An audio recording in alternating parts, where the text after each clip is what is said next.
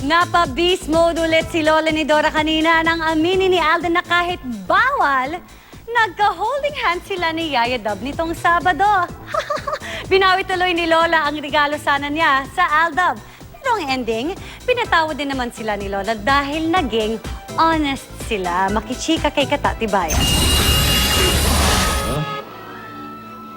Introducing si Bill, ang ex-boyfriend ni Tinidora. Why are you here? I'm here. I realize it's only you in my heart. Now, Tila nakahalap na kakampi si Bill kay Lola ni Dora. nasa tamang edad ka na. Si Yaya at si Alden, naghihintay ng tamang panahon. Ikaw, nalipasan na ng panahon.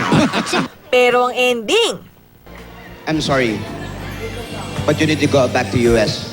Goodbye, Bill. sa kabila ng nangyari, ang dapat daw tandaan. Na ang pag-ibig ay hindi laro. Kung ano ang nararamdaman, maging matapang.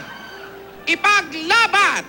Kaya naman nagkalakas na loob si Alden na sabihin kay Lola ang kahapon pa niyang gustong ipagtapat nang dumalaw siya sa mansyon nitong Sabado. Hindi raw sinadya ni Alden na may mahawakan. Ano yan?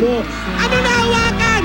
Nabulunan daw kasi si Maine, kaya pinainom siya ng tubig ni Alden. At doon nangyari ang kanilang first holding hands.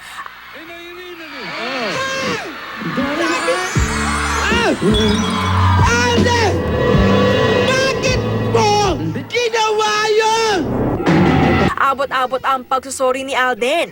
Mabuti at umamin kayo sa akin. Hindi niyo natupad ang isang hiling ko. Papayagan ko na sana kayong manood ng sine at kumain sa labas na kayo lang dalawa. Si Yaya, napasalita tuloy para lambingin si Lola. Mabutit na himasmasan si ni Dora, lalo na't bukas, weeksary ulit ng Aldab. Pwes, pinapatawad ko na kayo! At ang lalo nagpasaya kay Alden, May surprise ako sa'yo.